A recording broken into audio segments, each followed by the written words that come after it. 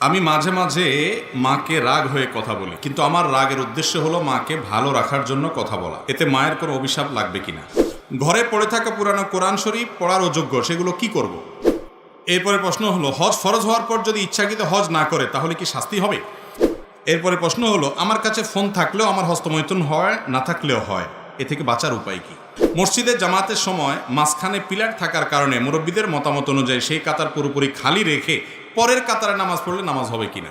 ফজর নামাজের পর নফল সালাত পড়ার কি নিয়ম আছে? এক ব্যক্তি জমি বিক্রয় করলেন 8 ডিসিম, যিনি কিনলেন তিনি রেকর্ড করলেন 10 ডিসিম, সমাজে কোনো প্রতিকার নাই, এক্ষেত্রে ইসলামিক আইনে কি বিধান আছে?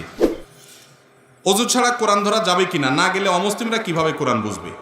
ভাই, অমুসলিমদের জন্য তো শরীয়তের বিধান না, মুসলমানের জন্য অজু লাগবে কোরআন স্পর্শ করার জন্য। এটাই জমহুরুল আমাদের মত, এটাই বিভিন্ন হাদিস আসার থেকে প্রমাণিত।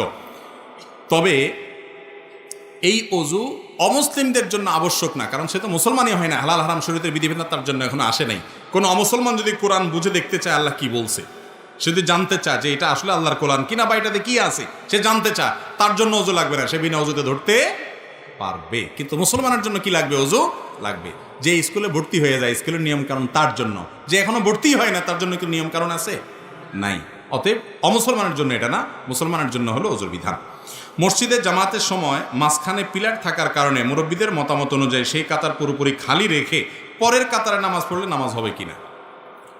যদি এমন হয় যে পিলারের কারণে একটা কাতার এলোমেলো হয়ে গেছে, ওই একটা কাতার বরাবর ফাঁকা রেখে পরের কাতার দিলে নামাজ হবে, জামাত বিশুদ্ধ হয়ে যাবে। আর যদি ওই পিলারের ডানে বামে সুন্দর করে কাতার করা যায়, শুধু পিলারের জায়গাটা গ্যাপ থাকে, তাতেও নামাজ হবে। ওইটার কারণে কাতার যে ফাঁকা রাখা নিষেধ, সেটার আওতায় পড়বে না, কারণ এখানে তো পিলার আছে, দাঁড়ানো যাচ্ছে না। বুঝতে পারছেন কথা? ওখানেও কাতার করা যেতে পারে। আর ওটা রেখে এক কাতার পেছন থেকে কাতার করলেও কোনো অসুবিধা নাই, জামাত হয়ে যাবে। ঘরে পড়ে থাকা পুরানো কোরআন শরীফ পড়ার অযোগ্য, সেগুলো কি করব? কোরআনে কারিম যেগুলো ছিঁড়ে গেছে, পড়াশোনা করে উপকৃত হওয়ার মতো আর নাই, সেগুলোকে কোনো কবরস্থানে দাফন করে দিবেন, দীর্ঘদিন থাকতে থাকতে মাটির সাথে মিশে যাবে। অথবা এমন কোনো পানিতে ফেলে দিতে পারেন যে পানিতে আস্তে আস্তে আস্তে পানিতে থাকতে থাকতে এটা পানির সাথে মিশে যাবে। বুঝতে পারছি? আর এটাকে আগুনে পোড়ানো যাবে কিনা? বিভিন্ন আসার থেকে, বিভিন্ন বর্ণনা থেকে আগুনে পোড়ানোর কথাও পাওয়া যায়।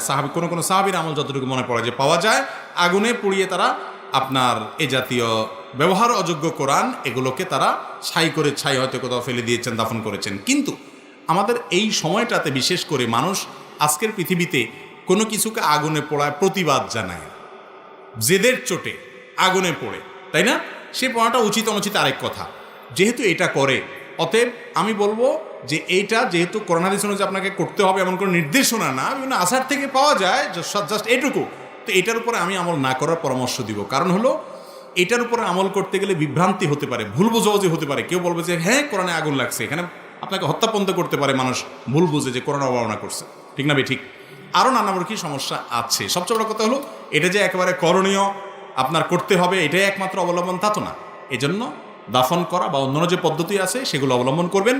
আর অনেক উলামা একরাম এগুলোরই পরামর্শ দিয়ে থাকেন, এবং সেটা আমাদের বর্তমান যে পরিস্থিতি, বর্তমান যে মানুষের আপনার পোড়ানোর ক্ষেত্রে মানুষের যে পদ্ধতি, লাইফস্টাইল এবং মানুষের যে নিয়ম, সেটাকে আমলে রাখলে আমরা বলবো যেটা দাফন করবেন, অথবা সম্মানজনক কোনো জায়গায় আপনার পানি ইত্যাদিতে ফেলবেন, যেখানে আস্তে আস্তে পানির সাথে মাটির সাথে মিশে যাবে। এরপরে প্রশ্ন হলো, হজ ফরজ হওয়ার পর যদি ইচ্ছাকৃত হজ না করে তাহলে কি শাস্তি হবে? নবী করিম সাল্লাল্লাহু আলাইহি ওয়াসাল্লাম বলেছেন, তোমাদের কারো হজ ফরজ হলে হজ করে ফেলো, দেরি করবা না। কারণ দেরি করলে এমন কিছু ঘটনা ঘটতে পারে, এমন কোনো ঘটনা ঘটতে পারে যেই ঘটনার ফলে তুমি হজ করতে পারবা না। এই জন্য ওই অসময় আসার আগে আগে হজ করে ফেলো। যারা হজ বিলম্ব করেছেন তারা অন্যায় করেছেন। হজ ফরজ হয়ে গেলে সাথে সাথে করে ফেলতে হয়। আমাদের দেশে মানুষ হজ সাথে সাথে করে না কেন জানেন? কারণ অনেকে মনে করে যে হজ করে ফেললে আর আকাম কুকাম করা যায় না, এত জোয়ান বয়সে হজ করে তাহলে মুসিবত, অনেক এখন আকাম কুকাম বাকি আছে, এগুলো এত সকাল বন্ধ করে দিলে কেমনে হবে? আমি বলি, ভাই, কোন হুজুর আপনার এই মাসালা দিছে যে হজ করলে আর আকাম কুকাম করা যায় না? কে বলছে? কোথায় পাইছে হজ করলে আকাম কুকাম করা যায় না? ফালতু কথা এটা। হজ করলে আকাম কুকাম করা যায় না এ কথা নাই কোথাও। আপনি হজ করার আগেও আকাম কুকাম করবেন না, হজ করা ছাড়াও করবেন না। ঠিক না ভাই? ঠিক। হজ করলে আর আকাম কুকাম করা যাবে না, এর মানে হলো হজ না করলে করা যাবে, এর মানে এটা না। আসলে কি তাই?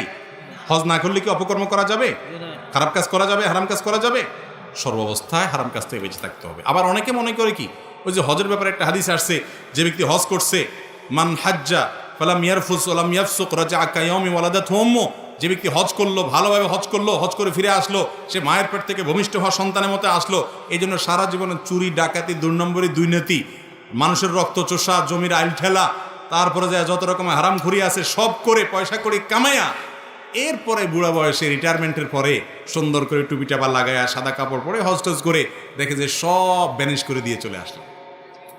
এত সোজা? ভাইরা মা, এটা ভুল ধারণা। তাহলে ওই যে হাদিসে আসছে হজ করলে নিষ্পাপ হয়ে যায়, তার মানে কি? তার মানে হলো বান্দার হক যদি থাকে সেটা আপনাকে আদায় করতে হবে। আপনার ছোটোখাটো গুনাহ আছে, কবিরা গুনাহ থেকে আপনি তওবা করেছেন, তাহলে হজের মাধ্যমে নতুন খাতা করলেন আপনি। কিন্তু মানুষের হক নষ্ট করেছেন বা বড় কোনো অপরাধ করেছেন, তওবা করেন নাই, সেগুলো কি হবে না? হজের মাধ্যমে মাফ হবে না। ফজর নামাজের পর নফল সালাত পড়ার কি নিয়ম আছে? না। ফজরের নামাজের পর সূর্য ওঠার পর মিনিমাম 15-20 মিনিট গ্যাপ হবে। এই টাইমের মধ্যে বিশেষ করে সূর্য ওঠার সময়টাতে তো নামাজ পড়া সম্পূর্ণ হারাম।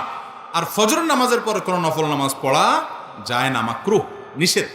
কারণ বিভিন্ন হাদিসে আসছে যে ফজরের পরে এবং আসরের পরে কোনো নামাজ নাই। তার মানে আসর থেকে মাগরিব এবং ফজর থেকে নিয়ে সূর্য ওঠা, এই টাইমটাতে কোনো নফল নামাজ পড়া এটা উচিত না, নফল নামাজ পড়া যায় না। এই টাইমটাতে জিকির, আজকার, তাসবিহ, তাহলিল করতে হয়, দোয়া দুরূদ করতে হয়, সকাল সন্ধ্যার দোয়াগুলো পড়বেন, অন্য আমল করবেন, নফল নামাজ পড়বেন না। নফল নামাজ পড়বেন কখন? সূর্য উঠে মিনিমাম 15-20 মিনিট গ্যাপ হয়ে গেছে, দেরি হয়েছে, এরপর থেকে আপনি এবার জোহরের নামাজ ওয়াক্ত হওয়ার আগ পর্যন্ত যত মনে চায় নফল পড়েন, অসুবিধা নেই। কথা কি বুঝতে পারছি? এরপরে প্রশ্ন হলো, আমরা তো অজু ভঙ্গের ও নামাজ ভঙ্গের কারণ জানি, তবে ঈমান ভঙ্গের কারণ জানি না। সুতরাং কিভাবে ঈমান ভঙ্গের কারণগুলো জানতে পারবো? ঈমান ভঙ্গের কারণগুলো নিয়ে আমাদের একটা বক্তব্য আছে, বেশ দীর্ঘ, 25-30 মিনিটের, ইউটিউবে, ফেসবুকে পাওয়া যায়, সেটা বিস্তারিত শুনে নিতে পারেন। যেহেতু বোন প্রশ্ন করেছেন, তাকে আমরা এক নজরে ঈমান ভঙ্গের কারণগুলো জানাই দিচ্ছি। এটা খুব দরকারি কথা যে আমরা নামাজ ভঙ্গের কারণ জানি, অজু ভঙ্গের কারণ জানি, রোজা ভঙ্গের কারণ জানি, কিন্তু ঈমান ভঙ্গের কারণ জানি না। ঈমান কি ভাঙে না ভাঙে না? ভাঙে। তো বাংলে এবার ঈমান ভঙ্গের কারণগুলো বলতে পারবেন এরকম মানুষ কয়জন আছেন? হাত তোলেন। একজনও উঠার নেই। অজু ভঙ্গের কারণ জানেন যারা, তারা হাত তোলেন। সবাই জানেন, মাশাআল্লাহ। তাহলে অজু ভঙ্গের কারণ জানেন, নামাজ ভঙ্গের কারণ জানেন। অজু ভাঙলে, নামাজ ভাঙলে সেটা বড় বিষয় না ঈমান ভাঙলে সেটা বড় বিষয়? ঈমান ভাঙলে সেটা বড় বিষয় না। ঈমান কিসে ভাঙে আপনি যদি না জানেন, তাহলে জোড়া লাগাবেন কেমনে? ভাঙলে আবার সেটা আবার নবায়ন করবেন, রিপেয়ার করবেন কিভাবে? রিপেয়ার যদি না করতে পারেন, আপনার বয়স 80-90 চলে গেছে, ঈমান কতবার ভেঙে বসে আছে আপনি জানেনও না, জোড়া লাগান নাই, তাহলে তো আপনি বেঈমান হয়ে দুনিয়া থেকে যাচ্ছেন। ডেঞ্জারাস না বিষয়টা? এই যে ঈমান ভঙ্গের কারণগুলো সম্পর্কে জানা দরকার আছে না নাই? আমি এক নজরে সংক্ষেপে বলে দিচ্ছি। ঈমান ভঙ্গের কারণগুলোকে ওলামায়ে কেরাম নানাভাবে ব্যাখ্যা করেছেন। মৌলিক কারণ খুবই কম। এর ভিতরে প্রসিদ্ধ একটা ব্যাখ্যা হলো যে ঈমান ভঙ্গের 10টি কারণ আছে। এই 10টি কারণের ভিতরে সর্বপ্রথম কারণ হলো শিরকে আকবর করা, আল্লাহর সঙ্গে কাউকে শরীক সাব্যস্ত করা। আল্লাহকে যেভাবে ইবাদত করছেন, একই ইবাদত কোনো পিসাবরে, কোনো কবরকে করলেন। আপনি আল্লাহকে যেভাবে উপাসনা করতেছেন, সেই উপাসনাটা যদি কোনো মানুষকে করেন, আল্লাহরকে যে ইবাদত নিবেদন করতেছেন, সেই ইবাদত একইভাবে অন্য কোনো মানুষ বা ব্যক্তিকে বা কোনো বস্তুকে করেন, যেভাবে মুশরিকরা কোনো মূর্তির সামনে ইবাদত করে সে যেরকম শিরকে লিপ্ত হয়, মুশরিক হয়ে যায়, মুসলমানের সন্তান ঈমান আনার পর যদি শিরকে আকবর করে, তাহলে সেক্ষেত্রে সে কি হয়? মুশরিক হয়। এই বড় শিরক, এটা ঈমান ভঙ্গের কারণ। বড় শিরক কিভাবে হয়, বিস্তারিত হয়, এগুলো আমরা জানবো ইনশাআল্লাহ বিইذনিল্লাহ অন্য কোনো আলোচনা। দ্বিতীয়ত, আল্লাহর সাথে বান্দার যদি কোনো মিডিয়া সাব্যস্ত করেন, কিরকম মিডিয়া? যে এর ছাড়া আল্লাহরে পাওয়া যাবে না। যেমন আমাদের অনেক ধর্মের ভাইরা মনে করেন যে আল্লাহকে পাইতে হইলে সরাসরি পাওয়া যাবে না, বিভিন্ন দেবতা ধরতে হবে, এই জন্য অনেক দেবতার পুজো করে তারপরে ঈশ্বর পর্যন্ত, আল্লাহ পর্যন্ত যেতে হবে। ইমানদার যদি মনে করে যে আল্লাহকে পাইতে হইলে আল্লাহর বিভিন্ন ভায়া আছে, এগুলো ধরতে হবে, ওনাদেরকে ছাড়া আল্লাহকে পাওয়া যাবে না, এরকম যদি মনে হয় এবং আল্লাহর ইবাদতটা তাদের মাধ্যমে করে, তাহলে সেটাও ঈমান ভঙ্গের কারণ। তৃতীয়ত, ঈমান ভঙ্গের কারণ হলো যে যদি কেউ মনে করে যে ব্যক্তি অমুসলমান, কাফের, ভিন্ন ধর্মের অনুসারী, বেঈমান, ইমান আনেন নাই, মনে করে যে না তারটাও ঠিক আছে, তাহলে এই লোক বেঈমান, এই লোক ইমান থেকে খারিজ হয়ে যায়, এটা ইমান ভঙ্গ হয়ে যাওয়ার মতো কারণ আপনি একটা লোক আল্লাহর প্রতি অবিশ্বাসী, আপনি বললেন না তারটাও ঠিক আছে। আমাদের অনেক মুসলমান ভাইরা আছে আজকাল, তাদের বিশ্বাসগুলো গোলালু মার্কা বিশ্বাস হয়ে গেছে, তাদের বিশ্বাসগুলো এখন আপনার শৈথিল্য প্রদর্শনকারীদের বিশ্বাস হয়ে গেছে। কিরকম সেটা? বলে যে সব ধর্মই ঠিক আছে। এরকম কিছু সুশীল আছে না, সুশীল, এই সুশীল টাইপের মুসলমান আছে কিছু, যে বেশি ভালো সাজে, বলে যে সব ধর্মই ঠিক আছে, সব ধর্মই তো ভালো কথা বলে। যেই ব্যক্তি আপনার মালিকের অস্তিত্বই স্বীকার করে না বা মালিকের একত্ববাদের স্বীকৃতিই দেয় না, সে কিভাবে ঠিক থাকে? তার অনেক ভালো কাজ থাকতে পারে, ভালো গুলোকে আপনি ভালো বলেন, কিন্তু সে কখনো আল্লাহর কাছে গ্রহণযোগ্য ইমানদার হতে, সে ইমানদারই না, আল্লাহর কাছে গ্রহণযোগ্য বান্দা হতে পারে না। এই জন্য যে বেঈমান তাকে বেঈমান মনে করতে হবে, যে ইমানদার তাকে ইমানদার মনে করতে হবে। তার সাথে আপনাকে মারামারি করতে কেউ বলে নেই, তারটা সে করুক, বাধাও দিতে বলে নেই, তারটা সে করুক, কিন্তু আপনার মনে রাখতে হবে এটা ইসলাম, এটা কুফুর, এটা ইমান, এটা বেঈমান, স্পষ্ট থাকতে হবে। আপনি যদি গোলালের মতো সব পাকায় ফেলান, এটা কিন্তু ইমান ভঙ্গের কারণ হতে পারে। 4 নম্বর হলো, যদি কেউ মনে করে নবী করিম সাল্লাল্লাহু আলাইহি ওয়াসাল্লামের আদর্শের বাইরে অন্য কোনো আদর্শ আরো উত্তম আছে, বেটার আছে, এটা ইমান ভঙ্গের কারণ হতে পারে। 5 নম্বর হলো, যদি কেউ নবী করিম সাল্লাল্লাহু আলাইহি ওয়াসাল্লাম যত বিধিবিধান নিয়ে আসছেন এর কোনোটাকে অস্বীকার করে, অপছন্দ করে, ঘৃণা করে, না এটা আমার ভালো লাগে না, ইসলামের সব ভালো লাগে, এই যে মেয়েদেরকে আল্লাহ তাআলা ছেলেদের অর্ধেক দিতে বলেছে এটা আমার ভালো লাগে না, আছে না কিছু সুশীল এরকম বলে। আরে ভাই, তোমার ভালো লাগাতে না লাগাতে কি আসে যায়? তুমি কি বুঝবে আল্লাহ কেন অর্ধেক দিয়েছেন? মেয়েরে আল্লাহ খরচের কোনো আইটেম দেয় নাই, আবার অর্ধেক দিয়েছেন কোত্থেকে? বাপের সম্পদ থেকে, মায়ের সম্পদ থেকে, আবার স্বামীর সম্পদ থেকেও ভাগ পাবে, সন্তান থেকেও ভাগ পাবে, মহর তো পাবেই, খরচ কিন্তু 1 টাকাও নাই। আর ছেলের খরচ সব জায়গায় আছে, শ্বশুর বাড়িতে গেলে মিষ্টি পোলটাটাও তার নিতে হয়, বাহার বাড়িতে গেলে ফলের প্যাকেটটাও তার কিনতে হয়, বইয়ের খানার টাকাও দিতে হয়, নিজেরটা তো দেওয়া লাগেই। তারপরেও বলা হয়েছে তার 2 টাকা। আর মেয়েরে বলছে তুমি কাউকে খাওয়াইতে হবে না, মিষ্টি কোনোটার বিল তোমার দিতে হবে না, তোমার নিজেরটাও তোমার খরচ করা লাগবে না, স্বামী দিবে, তুমি শুধু তাকায় থাকবা আর অর্ডার দিবা বসে বসে। এরপর তোমাকে 1 টাকা দিলাম। বেশি দেওয়া হয়েছে না কম দেওয়া হয়েছে? কিছু ভাই আছেন যাদের মাথায় বুদ্ধি শুদ্ধি এত কম, এরা হিসাব নিকাশ বোঝে না, অঙ্ক বোঝে না, বলে যে ইসলাম মেয়েদেরকে ঠকাইছে, আমার এটা ভালো লাগে না। আপনার বুঝে আসুক আর না আসুক, আল্লাহ তাআলা যা বলেছেন ওর ভিতরেই কল্যাণ আছে, আপনি হয়তো বুঝেন না। আপনি মানুষ হয়ে, সৃষ্টি হয়ে আল্লাহর সব নির্দেশের রহস্য কিভাবে বুঝবেন? তো এই জন্য যদি কেউ আল্লাহর কোনো নির্দেশকে, রাসূল সাল্লাল্লাহু আলাইহি ওয়াসাল্লামের কোনো বিধানকে অপছন্দ করে, ঘৃণা করে, এর ফলে ঈমান চলে যায়। আরেকটা হলো, শরীয়তের কোনো বিষয়ে যদি কেউ বিদ্রূপ করে, ঠাট্টা করে, তামাশা করে, আছে না অনেকে দুষ্টামি করে ব্যঙ্গ করে, দায় নিয়ে ব্যঙ্গ করে, জিনিসটা সুন্নত হতে পারে, কিন্তু সুন্নত নিয়ে আপনি ঠাট্টা করলেন, রাসূল করেছে, বিদ্রূপ করলেন, তাহলে সাথে সাথে কি হয়ে যাবে? ঈমান হারা হয়ে যাবে। এটা ঈমান ভঙ্গের কারণ। ঈমান ভঙ্গের আরেকটা কারণ হলো, ইসলামের শত্রু যারা, তাদেরকে যারা প্রত্যক্ষ মদদ দেয়, সহযোগিতা করে ইসলামের শত্রুতা করার জন্য, এরা মুনাফিক, এর ফলে ঈমান ভঙ্গ হয়। ঈমান ভঙ্গের আরেকটা বড় কারণ হলো, কেউ যদি মনে করে কিছু মানুষ আছে এরা ইসলামের গণ্ডির, ইসলামের বিধিবিধানের ঊর্ধ্বে উঠে গেছে, এদের নামাজ কালাম পড়া লাগে না। কিছু পিসাব দেখবেন তারা নামাজ কালাম পড়ে না, বলে না বাবার এগুলা করা লাগে না, বাবা অনেক ঊর্ধ্বের জগতের মানুষ, আছে না এরকম কিছু বাবা? আরে ভাই, আপনার বাবা এত ঊর্ধ্বে উঠে গেছে যে তার নামাজ পড়া লাগে না? আমার নবীজি সাল্লাল্লাহু আলাইহি সাল্লাম তিনি মৃত্যুর আগ মুহূর্তে, বুখারীর হাদিস, যে 2 জন সাহাবীর কাঁধে 2 হাত দিয়া হেঁটে হেঁটে মসজিদে যে নামাজ পড়ার মতো ক্ষমতা ছিল না। যারা মদিনায় গেছেন জানেন, ওনার কবরটা ছিল ওনার বাসা, আর ওনার মিম্বরটা থেকে এখানে কতটুকু দূরত্ব, আমাদের প্যান্ডেল থেকে ওই প্যান্ডেলের মাথা এত দূর হবে না, এত কাছে। এইটুক যাওয়া, হেঁটে যাওয়ার শক্তি ছিল না। তখন 2 সাহাবীর কাঁধে 2 হাত ভর করে তিনি দাঁড়িয়ে তাদের শরীরের উপরে ভার ছেড়ে দিয়ে পাওটাকে মাটির সাথে হেঁচড়াতে হেঁচড়াতে, টানতে টানতে নিয়ে মসজিদে নামাজ পড়ছেন মৃত্যুর আগ মুহূর্ত পর্যন্ত। আর আপনার বাবার নামাজ পড়া লাগে না? এ বাবা কি ভণ্ড বাবা না? আল্লাহ কোরআনে বলছেন, ওয়াবুদ রাব্বাকা হাত্তা ইয়াতিয়াকাল ইয়াকিন, তোমরা আল্লাহর ইবাদত করো ইয়াকিন আসার আগ পর্যন্ত। বলে যে আমাদের বাবার ইয়াকিন এসে গেছে, আর লাগে না। অথচ এখানে ইয়াকিন শব্দের অর্থ হলো মৃত্যু। সব ইয়াকিন মানে বাংলা ইয়াকিন না, বা বিশ্বাস না, দৃঢ়তা না। এখানে উদ্দেশ্য হলো ইয়াকিন মানে মৃত্যু। সমস্ত তাফসীর কিতাবগুলোতে লিখছে, এবং এটার ব্যাখ্যা। যাই হোক, তো যদি কোনো ব্যক্তি মনে করে যে তার ইবাদতবন্দি করা লাগে না, সে আফার লেভেলে উঠে গেছে, এটাও ঈমান ভঙ্গের কি হতে পারে? কারণ হতে পারে। ঈমান ভঙ্গের আরেকটা কারণ হলো জাদু। জাদুকে যদি কেউ হালাল মনে করে, জাদুতে লিপ্ত হয়, জাদু বলতে ব্ল্যাক ম্যাজিক যেটাকে বলা হয়, কুফরি কালাম, এর মাধ্যমে মানুষের ক্ষতি করা হয়, আছে না নাই অনেকগুলো, এটাও ঈমান ভঙ্গের কারণ। এবং ঈমান ভঙ্গের আরেকটা কারণ হলো দ্বীনের ব্যাপারে একেবারে আপনার বেখেয়াল, একেবারে বেখবর। কিরকম বেখবর? ধরেন আপনার কখনো সে নামাজ পড়ে না, কখনো দিনের কোনো বিষয় নেই, নামকা আসতে শুধু মুসলমান, আর ইসলামের কোনো কিচ্ছুতে তার মধ্যে নেই, তাহলে এই ব্যক্তিকে মুসলমান বলার কারণ থাকতে পারে না, কারণ ইসলামের কোনো কিছুই তার মধ্যে দেখা যায় না। আল্লাহ তাআলা আমাদেরকে ঈমান ভঙ্গের কারণগুলো থেকে হেফাজত থাকার তৌফিক দান করুন। এরপরে প্রশ্ন, আলেমদের ঐক্যমতের ব্যাপারে আপনার কোনো ভূমিকা আছে কিনা এবং কাজটা পারবেন কিনা? ভাই, এক্ষেত্রে ডক্টর খন্দকার আব্দুল্লাহ জাহাঙ্গীর রহমাহুল্লাহর একটা কথা খুবই চমৎকার। সেটা হলো, স্যার বলতেন যে বাবারে, উম্মতকে ঐক্যবদ্ধ করা এটা আমার সাধ্যের বাইরে, আমি পারবো না। এত বিভক্ত উম্মতকে কিভাবে এক করবো, এত ক্ষমতা আমার হাতে নাই। তবে একটা কাজ আমি করতে পারবো, সেটা হলো কি, যাতে করে উম্মতের মধ্যে দূরত্ব তৈরি না হয়, ঐক্য যাতে নষ্ট না হয়, আগুন লাগছে সেখানে যাতে ঘি ঢালা না হয়, এই কাজটা আমি করতে পারি। আর এই একটা কাজ আমি নিজেও করার চেষ্টা করি, আপনাদেরকে অনুরোধ করি করান। উম্মতকে এক করার চেষ্টা আপনার যদি করার সামর্থ্য বিলকুল না থাকে, দরকার নেই, আপনি অন্তত একটা কাজ করেন, আমরা একটা কাজ করি।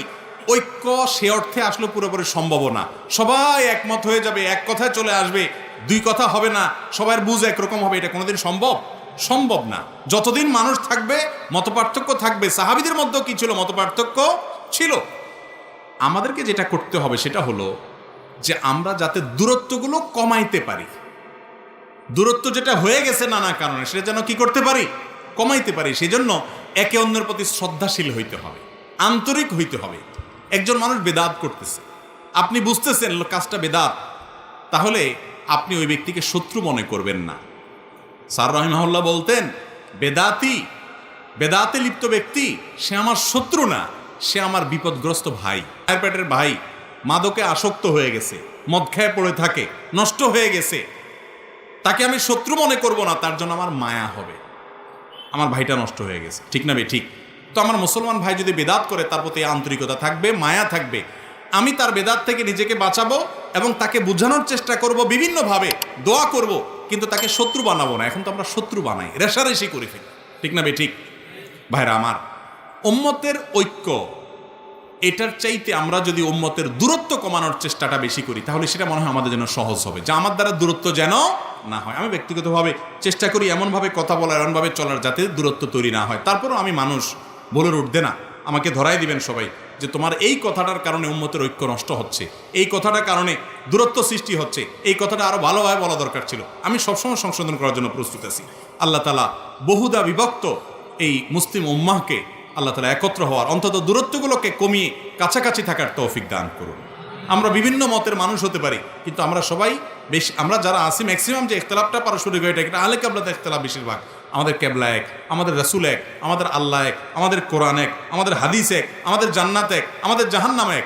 ভাই, জান্নাতে কোরআন হাদিসের অনুসারীদের মধ্য থেকে যত মতপার্থক্যপূর্ণ বলয় আছে, গ্রুপ আছে, যদি তাওহীদ ঠিক থাকে, ইমানটা যদি পরিপূর্ণ পিওর থাকে, তাহলে এই সব গ্রুপ থেকে মানুষ জান্নাতে যেতে পারে কি পারে না?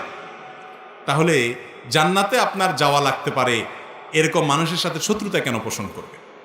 অতএব পারস্পরিক কাদা ছোড়াছড়ি, দলাদলি করবেন না আল্লাহর ওয়াস্তে। বিশেষ করে আলেমদের মত পার্থক্যের মধ্যে সাধারণ মানুষ জড়াইয়া আপনারা গ্রুপবাজি করবেন না। আমার পক্ষ হয়ে আরেক হুজুরের গোষ্ঠী উদ্ধার করলেন, আরেক হুজুরের পক্ষ হইয়া ফেসবুকে আমার বিরুদ্ধে যুদ্ধ করবে, এটা করবেন না। যারা আমাকে মহব্বত করেন, ভক্তি করেন, ভালোবাসেন, আমি সবসময় বলি, ভাই আমাকে যদি কেউ গালি দেয়, আল্লাহর হস্তে আপনি পাল্টা আরেকটা গালি দিয়েন না। যদি দেন, তাহলে আপনি আমাকে অনুসরণ করলেন না, এটা আমি আদর্শে বিশ্বাস করি না। আপনি আমাকে মহব্বত করেন, কেউ গালি দিলে পারলে তারা বুঝায়েন, না পারলে তাকে আল্লাহর হাওলা করে চলে আসেন, কামড়িতে যায়েন না। আমাকে ভক্তি করতে গিয়ে অতিরঞ্জন করে কোনো আলেমের সাথে বেয়াদবি করিয়েন না, এবং আল্লাহ আমাকেও যেন এটার উপর আমল করার তৌফিক দান করুন, বলুন আমিন। আমাদের দেশে এখন উম্মতকে এক করা অনেক বেশি দরকার। ভাই, 4-5 জন হুজুর 4-5 পথের মতের, ধরেন এক হুজুর এক গ্রুপের, আমি আর নাম নিতেছি না কোনো গ্রুপের, আরেক হুজুর আরেক গ্রুপের, আপনারা বিভিন্ন গ্রুপের হুজুর চিনেন না? এই 4-5 গ্রুপের হুজুর একসাথে হয়ে একটা সেলফি তুলছে, মানে কোথাও যাচ্ছে একটা ছবি উঠাইছে যে 4-5 হুজুর এক প্লেটে খানা খাইছে বা একসাথে বসছে। পাবলিক খুব খুশি হয়ে যায় না? ফেসবুকে এসব ছবি গেলে লাইকের বন্যা পড়ে যায়। এখান থেকে বোঝা যায় পাবলিক চিন্তা করলো, আল্লাহ এই 1 কেজি ব্যাং মাপা সম্ভব, কিন্তু হুজুর 4-5 জন একসাথে করা সম্ভব না। ব্যাং মাপা বুঝছেন? পাল্লার মধ্যে 1 কেজি ব্যাং উঠে মাপা সহজ না কঠিন? কঠিন কাজ না? বলি এই কাজটা যত কঠিন, ভিন্ন ভিন্ন চিন্তার, আজকাল আমাদের অবস্থা এরকম হয়ে গেছে, ভিন্ন ভিন্ন চিন্তার মুসলমানদেরকে এক করাটা তার চাইতে কঠিন হয়ে গেছে। একটু এক হয়ে গেলে মানুষ আশাবাদী হয় যে আলহামদুলিল্লাহ দূরত্ব কমবে। আমি আদর্শিক দেউলিয়াপনার কথা বলছি না, খবরদার। যারা তাওহীদ বুঝছেন, শিরক মুক্ত ইমানের গুরুত্ব বুঝেছেন, যারা বেদাত মুক্ত আমলের গুরুত্ব বুঝেছেন, বিরাট বড় নেয়ামত পাইছেন ভাই। কিন্তু আপনার এই নেয়ামতের কারণে আপনি আবার অহংকারী হয়ে বাকি সবাইকে একেবারে গরু ছাগল মনে করে তাদেরকে শত্রু বানায়া আপনি নিজে এমন কিছু করবেন না যাতে আপনার গুনাহ হয় উল্টা। এই জন্য আল্লাহর নেয়ামতের শুকর আদায় করেন আর অন্যদেরকে সংশোধনের জন্য কাজ করেন, দরদ বা মায়াটা অন্তরে রাখেন। আমি নিজেও যে পারি তা না, অনেক ভুল ত্রুটি হয়। আল্লাহ তাআলা আমাকে আপনাকে আমাদের সবাইকে সংশোধন হওয়ার তৌফিক দান করুন। দেশে এক এক আলেম এক এক ফতোয়া দেয়, মানুষ বিভ্রান্ত হয়। আপনারা সবকে একসাথে করে আলোচনা করে মাসালাগুলো সমাধান করা যায় না? ভাই, এটার উত্তর গত পরশুদিন মৌলভীবাজারে দিছিলাম মাহফিলে। আজকে আবার বলতে হয়, যেহেতু প্রশ্ন এসে গেছে, সংক্ষেপে বলি। আচ্ছা, আপনাদের এই এলাকাতে সবাই সয়াবিন তেল তো খান তরকারির সাথে না? কোন তেলটা, কোন ব্র্যান্ডের তেলটা সবচেয়ে ভালো? রূপচাঁদা, তীর, হ্যাঁ, আর ফ্রেশ, বসুন্ধরা, রূপচাঁদা, পুষ্টি, ওই চাল লাগবে না, হয়ে গেছে। আচ্ছা, এই যে তেলগুলো খান আপনারা সয়াবিনের, এগুলোর বোতলের গায়ে কি লেখা আছে দেখছেন? কত ভাগ খাঁটি লেখা আছে? না 90 ভাগ? লেখা আছে যে 10 ভাগ ভেজাল দিছি আমরা ভাই, আর 90 ভাগ খাঁটি। এরকম কেউ লেখে? কি লেখে? 100 ভাগ খাঁটি, তাই না?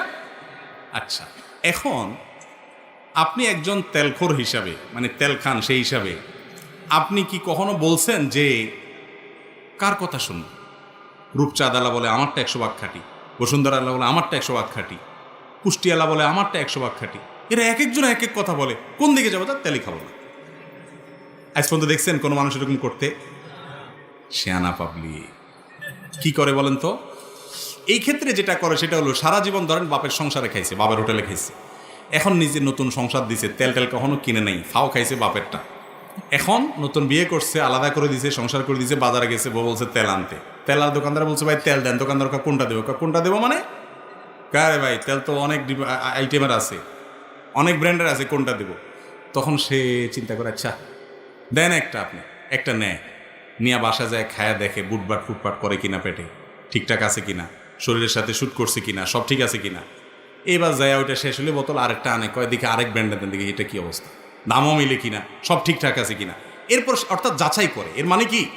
যাচাই করে। সে যাচাই বাছাই করার পর তার কাছে মনে হয়েছে দামে দস্তুরে তার শরীরের সাথে ফিট হওয়ার সব মিলে তার কাছে একটা ব্র্যান্ড ভালো হয়েছে, সে বলে এটাই ভালো। এই যে আপনারা একজন একটা বলতেছেন, এটা হলো তার ফল, ঠিক না? ঠিক যেভাবে হোক সে যাচাই করে। এইভাবে যে সবাই যাচাই করে তা না, একজন একইভাবে যাচাই করে। আচ্ছা, আরেকটা এক্সাম্পল নেন। মোবাইলের যে সিম আছে, সিম কোন কোম্পানির সিম সবচেয়ে লাভজনক, রেটেড সব দিক মিলাইয়া ভালো? উনি বলছেন এয়ারটেল, আরেকজন বলছে রবি, আরেকজন বলছে বাংলালিংক, কেউ বলছেন গ্রামীণ ফোন। এভাবে মত পার্থক্য হবে, কারণ এক একজনেরটা এক এক ব্র্যান্ডের। আপনি যেটা এক একজনের এক একটা নেটওয়ার্কের, আপনি যেটাকে ভালো মনে করতেছেন ওটাই তো ব্যবহার করতেছেন, ঠিক না? তাহলে এক এক কোম্পানি এক এক অফার দেয়, সবাই বলে সবাইটা ভালো, কিন্তু আপনি যেটাকে ভালো মনে করেন সেটাকে খুঁজে বের করে নিচ্ছেন, ঠিক না? ঠিক একইভাবে আল্লাহ আপনাকে একটা আকল দিছে, বিবেক দিছে। আপনি দেখবেন কোরআন এবং হাদিসের সাথে মিলে কোনটা, আপনি সেটা করবেন, আপনি চেষ্টা করবেন উদ্ধার করার। এরপরও যদি আপনি ভুলটা করে ফেলেন, অর্থাৎ আপনি চেষ্টা করে সঠিকটা উদ্ধার করতে নাও যদি পারেন, আল্লাহর কাছে কি হবে না? পাকড়াও হবে না। কিন্তু আপনি যদি হুজুরদের দোষ দিয়ে দেন, হুজুররা এক একজন এক এক কথা বলে, দুধ নামাজই পড়বো না, তো এটা কোনো বুদ্ধিমানের কাজ হতে পারে না। আলেমরা সব একসাথে হয়ে যাবে, একমত হয়ে, এটা কোনোদিনই সম্ভব না। এর মধ্য থেকে আপনি কোরআন এবং হাদিসের আলোকে গ্রহণ করবেন। এখন আবার আরেক মুসিবত আছে, এটা বললে বলবে হুজুর আমরা যদি কোরআন হাদিসই বুঝতাম তাহলে তো আলেম হয়ে যেতাম। না, আপনি আলেম হওয়া জরুরি না, কিন্তু কতটুকু ভালো মন্দ এতটুকু পরখ করার মতো বুদ্ধি আপনার মাথায় থাকা উচিত। একজন লোক লেখাপড়া জানে না, নিরক্ষর, এই বেচারার জমি রেজিস্ট্রি হয়েছে তার নামে, রেজিস্ট্রি হয়েছে কিনা ঠিক মতো, দলিলটা আইনা বৌমার কাছে চলে যায় প্রথম, যে বলে বৌমা তুমি তো মেট্রিক পাস করছো, দেখো তো এখানে দলিলে কি লেখা, আমার নাম বাপের নাম আসেনি, দেখো তো দাগ টাগ সব ঠিক আছে কিনা। চেক করার পরে বৌমা বলার পরে কয় আরে মহিলা কি বললো না বললো, আরেকটা পুরুষের কাছে নিয়ে যায়, আরেকজনের কাছে নিয়ে যায় কি যায় না? নাকি এই লোক বলে যে আমি তো দলিল টলিল লেখাপড়া এসব জানি টানি না, আমি দরকার নেই আমার এই সমস্ত, এসব বলে। সে কিন্তু তারটা যাচাই করার চেষ্টা করে। 50 টাকা একটা লাউ কিনবেন, নখ ঢুকাইতে ঢুকাইতে ঢুকাইতে 4-5 দাগ সেদা বানায় ফেলেন, ঠিক না ভাই? ঠিক, যাতে পিওরটা নিতে পারেন। হ্যাঁ, মুরগি কিনবে বাজারে, টিপতে টিপতে মুরগির আওয়াজের চোটে শেষ। আপনি ভালোটা কিনতে চান, ঠিক না ভাইরে? 50 টাকার লাউ কিনতে যদি এত টিপাটিপ করেন, এত যাচাই করেন, দলিল জমির বুঝেন না তাও 10 জনের কাছে যান, বুঝার চেষ্টা করেন, আর জান্নাতে যাবেন, 10 দুনিয়ার মালিক হতে চাইবেন মিনিমাম, আর সেটার জন্য বলবেন যে দূত আমি তো এত কিছু বুঝি না, থাক তাহলে ঝামেলা চলবে? চেষ্টা করতে হবে। আপনি কিচ্ছু বুঝেন না, 7 সমুদ্র 13 নদী পার হইয়া ভিসা টিকিট কিনা বিদেশ চলে যান, টাকা কামায় নিয়ে আসেন, সবই তো বুঝেন মাশাআল্লাহ। দিনের ব্যাপার আসলে বলেন দে এত জামিলা কে বুঝে, হুজুর এসব কামনা কামড়ি করে, আমি এসবে নাই। আপনি ফেরেশতার সাজেন, জান্নাত আপনার মতো আলস মানুষের জন্য আসেন। চেষ্টা করবো তো সঠিকটা উদ্ধার করার। বিবেক খরচ করতে হবে। এই বিবেক শুধু জমির দলিল বোঝার জন্য না, এই বিবেক আল্লাহ দিয়েছে শুধু লাউ টিপার জন্য না, এই বিবেক দিয়েছে আল্লাহ তাআলা আপনার ভালো কোনটা মন্দ কোনটা বোঝার জন্য। আলেম ওলামাদের মধ্যে কে কোরআন হাদিসের আলোকে বলে, কে মন গড়া বলে, কে বেদাতের দিকে ডাকে, কে সুন্নতের দিকে ডাকে, কে শিরকের দিকে ডাকে, কে তাওহীদের দিকে ডাকে, এতটুকু বোঝার মতো কমন সেন্স আল্লাহ আপনাকে দিয়ে রেখেছেন, এটার ব্যাপারে কোনো আপত্তি চলবে না। আল্লাহ আমাদেরকে বোঝার এবং আমল করার তৌফিক দান করুন। এক ব্যক্তি জমি বিক্রয় করলেন 8 ডিসিম, যিনি কিনলেন তিনি রেকর্ড করলেন 10 ডিসিম, সমাজে কোনো প্রতিকার নাই, এক্ষেত্রে ইসলামিক আইনে কি বিধান আছে? দেখেন, যে ব্যক্তি কিনলেন তিনি যদি একজন মানুষকে অশিক্ষিত পেয়ে বা সহজ সরল পেয়ে 10 ডিসিম রেজিস্ট্রি করে নেন, তাহলে তিনি 8 ডিসিম জমি কিনলেন, আর বাকি 2 ডিসিম জমি কিনেন নাই, জাহান্নাম ভোগ করলেন। কি ভোগ করেছেন? জাহান্নাম ভোগ করেছেন। ভাইরে, এই জমিন কবরে নিতে পারবেন না, ছেলেমেয়েরা ভাগযোগ করে নিয়ে যাবে, কিন্তু আপনাকে ঠিকই এর জন্য আল্লাহর কাছে জবাবদিহি করতে হবে। 1 বিঘত জায়গা যদি কারোর অন্যায়ভাবে কেউ আত্মসাৎ করে, সাতবক জমিনকে আল্লাহ তাআলা তার গলা ঝুলিয়ে দিবেন এবং তাকে ধসাতে থাকবেন। জঘন্য শাস্তি। আল্লাহ কোরআনে বলেছেন, যারা অন্যের সম্পদ অন্যায়ভাবে আত্মসাৎ করে তারা তাদের পেটে তারা আগুন প্রবেশ করায়, সম্পদ না। অতএব ওই যে 2 ডিসিমিল জায়গা অতিরিক্ত লিখিয়েছেন, ওইটা জায়গা লেখেন না, ওইটা জাহান্নাম লেখাইছে। আল্লাহ তাআলা আমাদেরকে বুঝার তৌফিক দান করুন। হারাম এটা কখনো আমাদেরকে আরাম দেয় না ভাইরে। এই চুরিদারি করে আইলঠেলি করে মানুষ কখনো শান্তি পায় না, বড়লোক হয় না, ছোট লোকই থাকে। শুধুমাত্র শয়তান তাকে দিয়ে পাপের কাজ করা। এজন্য হারাম ছাড়ার জন্য কলিজা লাগে, ইমান লাগে, আমি হারাম খাবো না। আল্লাহ তাআলা ইনশাআল্লাহ হালালে কি দিবে? বরকত দিবে। এরপরে প্রশ্ন হলো, আমার কাছে ফোন থাকলেও আমার হস্তমৈথুন হয়, না থাকলেও হয়, এ থেকে বাঁচার উপায় কি? এই প্রশ্ন সম্ভবত আমার একটা প্রশ্ন উত্তর দেওয়ার প্রেক্ষিতে ভাই করেছেন। আমরা বলেছিলাম যে যারা হস্তমৈথুনের বদভ্যাসে আক্রান্ত হয়ে গেছেন, এই হারাম থেকে কবিরা গুনাহ থেকে বের হতে পারছেন না, তাদেরকে বলেছিলাম যে স্মার্টফোনে আজে বাজে জিনিস দেখার ফলে এই বিপদগামিতার পথে মানুষ যায়, এগুলো দেখা বন্ধ করেন। তো প্রশ্নকর্তা বলেছেন যে এগুলো দেখা বন্ধ করার পরে অনেকের হবে, সেটা খুব লিমিটেড সময়ের জন্য। আপনি যদি নিয়মিত ধরেন 2-3 মাস স্মার্টফোন দেখা বন্ধ করেন, অর্থাৎ স্মার্টফোন দেখা বলতে হারাম জিনিস দেখা বন্ধ করেন, হারাম কোনো ভিডিও খারাপ জিনিস দেখা বন্ধ করেন, অফলাইন অনলাইনে কোনোভাবে না দেখেন, প্রথম কিছুদিন হয়তো ওই আগে যেগুলো দেখেছেন সেগুলোর মনে হয়ে আপনার ভিতরে এই পাপের তাড়না জাগ্রত হবে। কিন্তু দীর্ঘদিন পর্যন্ত যখন আপনি নিজেকে এটা থেকে দূরে সরাবেন, ইনশাআল্লাহ একসময় দেখবেন এটা আল্লাহ তাআলা ভুলাই দিচ্ছেন। বিশেষ করে যখন তওবা করবেন, খাঁটি তওবা, আল্লাহ তাআলা ভুলাই দিবেন, একটু সময় লাগবে। এজন্য ওই সময়টা ধরে থাকতে হবে। নামাজে যাবেন, নামাজের মধ্যে ওই জেনার কথা মনে আসবে, খারাপ জিনিসের কথা যেগুলো দেখে আসছেন, এই জন্য দেখা ছেড়ে দেন। ছেড়ে দেওয়ার পরেও কিছুদিন হয়তো আসবে, একসময় ইনশাআল্লাহ হেফাজতে আল্লাহ তাআলা রাখবেন। তাছাড়া আরও কিছু পরামর্শ দিচ্ছি, সেগুলো আমল করবেন, নিঃসঙ্গ থাকবেন না। একাকিত্ব, নিঃসঙ্গ এগুলোও এই বদভ্যাসের একটা বড় কারণ। এরকম আরও কিছু পরামর্শ দিচ্ছি, সেগুলো আমল করেন। নেককারদের সোহবত এবং ভালো মানুষ মুত্তাকিদের সান্নিধ্যে থাকেন, আল্লাহর কাছে চোখের পানি ফেলে প্রার্থনা করেন, আল্লাহ আমি বাঁচতে পারছি না, আপনি আমাকে সাহায্য করেন। ইনশাআল্লাহ অবশ্যই আল্লাহ তাআলা কি করবেন? সাহায্য করবেন। আল্লাহ বলেছেন, আল্লাযীনা জাহাদু ফিনা লানাহদিয়ান্নাহুম সুবুলানা, যারা আমার রাস্তা আসতে চায় তাদেরকে আমি একটা নয় বরং আমার দিকে আসার জন্য বহু রাস্তা দেখিয়ে দেই। কে বলেছেন? আল্লাহ তাআলা বলেছেন। আমি মাঝে মাঝে মাকে রাগ হয়ে কথা বলি, কিন্তু আমার রাগের উদ্দেশ্য হলো মাকে ভালো রাখার জন্য কথা বলা। এতে মায়ের কোনো অভিশাপ লাগবে কিনা? দেখেন, মা বাবা অনেক সময় উল্টোপাল্টা করে। বিশেষ করে বয়স যখন বেশি হয়ে যায় তখন তো মা বাপ দেখা যায় এমন এমন অযৌক্তিক কথা বলে, এটা আসলে খাটে না, ঠিক না? ঠিক।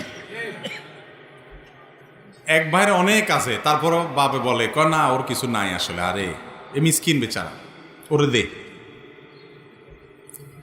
একটার দিকে টানে তো টানতেই আছে, আর একটা দেখতেও পারে না।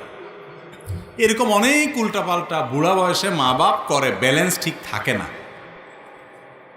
তো মা বাপ যখন বৃদ্ধ বয়সে চলে যায় ভাইরে, তখন ব্যালেন্স রাখতে পারে না বেচারারা। এই বয়সটাতে আপনাকে আমাকেও হায়াতে বাঁচায় রাখলে আল্লাহ তাআলা যেতে হতে পারে।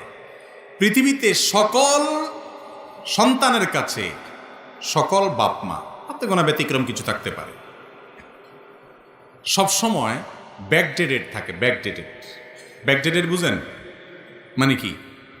ওল্ড, আগের যুগের, খাটে না এমন কথাবার্তা বলে, স্মার্ট না। কারণ সন্তান সবসময় প্রোগ্রেস থাকে, আপডেটেড থাকে, তারা সবসময় আধুনিক এবং অনেক বেশি অগ্রসর থাকে, যার কারণে বাপ মারা অনেক কিছু বুঝে না। ধরেন আজকালকার কথা ফেসবুক ইউটিউবের কথাই বলে, একটা ফেসবুক ইউটিউবের কোনো কথা আপনি আপনার অনেক বাপ মা আছে বুঝাইয়া বলতেই পারবেন না, ঠিক না ঠিক? তো এই যে ব্যাপার, এই ব্যাপারগুলোর কারণে যুবকদের কাছে, সন্তানদের কাছে অনেক সময় মনে হয় দুধ আব্বা কি বলে, আম্মা কি বলে, এগুলো অযৌক্তিক, খাটে না, তাও বলে। এই যে আমার বুদ্ধির সাথে তার মিলতেছে না। আবার আমি যখন বুড়ো হয়ে যাব, আমার ছেলে মেয়েরা আবার এত আপডেটেড হবে, এত আপ টু ডেট হবে যে তাদের কাছে আবার আমি এরকম ব্যাকডেটেড থাকবো, ঠিক না ঠিক? কারণ দুনিয়ার সামনে আগাচ্ছে না আস্তে আস্তে। তো এই সময়টাতে বাবা মার সাথে বুঝে না আসলেও, অযৌক্তিক কিছু বললেও বেয়াদবি করা যাবে না। কঠিন একটা জায়গা। আল্লাহ তাআলা জান্নাতে যাওয়াটা শর্ত করে দিয়েছেন, রেদার রব্বে ফি রেদাল ওয়ালিদাইন ওয়া সাখাতুর রব্বে ফি সাখাতিল ওয়ালিদাইন। মা বাপ সন্তুষ্ট তো আল্লাহ সন্তুষ্ট, মা বাবা সন্তুষ্ট তো আল্লাহ সন্তুষ্ট। কথা সাফ। তুমি নামাজ পড়তে পড়তে কপালে সিল লাগাই ফেলছো, কিন্তু তোমার মা বাবা তোমার উপরে সন্তুষ্ট না, তোমার আচরণে তারা কষ্ট পায়, তাহলে তোমার জান্নাতে যাওয়ার কোনো পথ খোলা নেই। নবী করিম সাল্লাল্লাহু আলাইহি সাল্লাম স্পষ্ট বলেছেন, তারাই তোমার জান্নাতের দুয়ার, মা বাবাই তোমার জান্নাতে যাওয়ার দুয়ার। যদি তাদের কথা অযৌক্তিক মনে হয়, তুমি রাগ করে ঝাড়ি দিয়ে বেয়াদবি করে তাদের সাথে কথা বলার অধিকার। এখন কথা হলো, অনেক সময় তারা উল্টাপাল্টা করেন, একটু তাদের ভালোর জন্য তাদেরকে বকা দেওয়া লাগে, ভালোর জন্য বকা দেওয়া লাগে। ধরেন কথার কথা, বাবা ডায়াবেটিসের রোগী, তাও মিষ্টি খাবে, ওনার ক্ষতি হবে কিন্তু তাও খাবে। এখন তার ভালোর জন্য তাকে মিষ্টি খাওয়া থেকে থামাইতে হবে। তো কি করবেন? মিষ্টি ওনার হাতের নাগালে রাখবেন না, দূরে কোথাও রাখবেন, ফ্রিজে তালা সিস্টেম করবেন। এখন যদি বাপে বদদোয়া দেয় যে আল্লাহ আমার হুতে আমারে মিষ্টি খাওয়ায় না, তাহলে আল্লাহ এই কথা শুনবে না, কারণ আল্লাহ জানে হুতে বাপের ভালোর জন্য করতেছে। কথা কি বুঝাতে পারছি? কিন্তু তাই বলে আপনি বেয়াদবি করতে পারেন না, ব্যবহার খারাপ করতে পারেন না, শক্ত ভাষায় কথা বলতে পারবেন। অনেক সময় রাগ করা যায় মায়ের সাথে, বাপের সাথে। সে রাগটা হয় মায়ার রাগ। কিরকম মায়ার রাগ? ধরেন আপনি আপনার বাবা মাকে বললেন, দেখো তোমার ভালোর জন্য আমি বলছি, তুমি নিজের শেষ করে দিবা। আপনি অস্থির হয়ে বললেন, কিন্তু আপনার বলা থেকে বাপ মা বুঝবে যে আমার ভালোর জন্য বলতেছে, কষ্ট পাবে না, বরং তাদের ভালো লাগবে ছেলে আমাকে মায়া করে। কথা কি বুঝাতে পারছি? তো এই টাইপের রাগ করতে পারেন। কিন্তু যদি আপনি বেয়াদবি করেন, চোখ রাঙান, শক্ত ভাষায় কথা বলেন এবং ধমক দিয়ে কথা বলে দমান, যেটাকে বেয়াদবি বলে, সেটা তাদের ভালোর জন্য আপনি করতে পারবেন। অনেক যুবকরা জিজ্ঞেস করে, বাপে নামাজ পড়ে না, মায়ের নামাজ পড়ে না, কি করবো? ধমক দিতে পারবো? আমাকে না, ধমক দিতে পারবেন না। নরম সুরে যতটুকু পারেন বলবেন, তাতে উনি মানলে মানবেন, না মানলে নাই। আপনি বেয়াদবি করার ইখতিয়ার রাখেন। কোরআনে আল্লাহ কেন বলেছেন, ইম্মা ইয়াবলুগান্না ইনদাকাল কিবারা আহাদুহুমা আও কিলাহুমা, তোমার মা বাবার উভয় অথবা যে কোনো একজন বৃদ্ধ হয়ে গেলে, বার্ধক্যে গেলে, ফালা তাকুল্লাহুমা উফ ওয়ালা তানহারহুমা, মা বাপকে ধমক দিয়ে কথা বলো না, উফ বলিও না, যখন তারা বুড়া হয়ে যায়, বার্ধক্যে চলে যায়, বৃদ্ধ হয়ে যায়। কেন আল্লাহ এটা বলছেন? তার মানে কি জোয়ান থাকতে মা বাপের সাথে বেয়াদবি করা যাবে? কি বলেন? আল্লাহ বলছেন যখন বার্ধক্যে পৌঁছায় তখন উপ বলিও না, ধমক দিও না। তাহলে এর মানে উল্টাটা কি বোঝা যায়? বার্ধক্যে যতদিন পৌঁছাবে না ততদিন পর্যন্ত কি করতে পারো? ধমক দিয়ে কথা বলতে পারো। আসলে কি তাই? কেন? তার কারণ হলো আল্লাহ রাব্বুল আলামিন বার্ধক্যের কথাটা এই জন্য বলেছেন, আল্লাহ জানেন জোয়ান বয়সে ছেলে মেয়েরা বাপ মার সাথে বেয়াদবি সাধারণত করে না, কারণ যদি করে কানটা মলে ঘরের থেকে বাইর করে দেওয়ার ক্ষমতা ওই বেটার আছে, বাপের জোয়ান বয়স আছে এখন, ঠিক না ঠিক? যখন বেচারা রিটায়ারমেন্টে চলে যায়, উপার্জন বন্ধ হয়ে যায়, কোনো পথ থাকে না, ছেলেদের উপরে ডিপেন্ডেন্ট থাকে, ওই টাইমটাতে ছেলেরা বেয়াদবি করার ভয়টা থাকে, যেহেতু তাদের খায়। এই জন্য আল্লাহ সাবধান করছে, ওই টাইমে তুমি কেয়ার করবা, ওই টাইমে তোমাকে কেয়ার করতে হবে। জোয়ান বয়সে তুমি কেয়ার এমনি করতে বাধ্য, কারণ বেশি তেড়ামি করলে, বেয়াদবি করলে ঘাটটা ধরে বাইর করে দেওয়ার ক্ষমতা ওনার আছে। প্রোটেকশন কোরআন থেকে আর বলে না দিল আছে। এই জন্য বার্ধক্যের কথা আল্লাহ বলেছে। এই জন্য বাবা মার সাথে কখনো রুক্ষ আচরণ করা যাবে না, যত যাই হোক।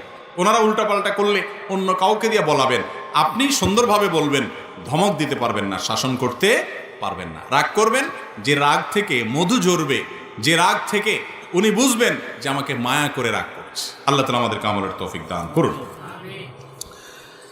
এরপরে প্রশ্ন হলো, আমার সন্তান ভূমিষ্ঠ হওয়ার কিছুদিন বাকি আছে, দিনদার সন্তান পাওয়ার জন্য কি কি আমল বেশি বেশি করা উচিত? একজন গৃহিণী প্রশ্ন করেছেন। সন্তান যেন দিনদার হয়, সন্তান যেন আল্লাহ ভীরু হয়, এটার জন্য গর্ভস্থ মা তিনি গর্ভ থাকা অবস্থায় সন্তানের জন্য কি কি করতে পারেন? আমাদের অনেক ভাইরা আছেন, তারা বলেন যে গর্ভাবস্থায় এ আমল করতে হয়, আমল করতে হয়, অমুক দোয়া করতে হয়। আসলে কি, দেখুন, আমাদের সন্তান যেন আমাদের অন্তর জুড়ানো সন্তান হয়, সেটা আমরা সবাই চাই, তাই না?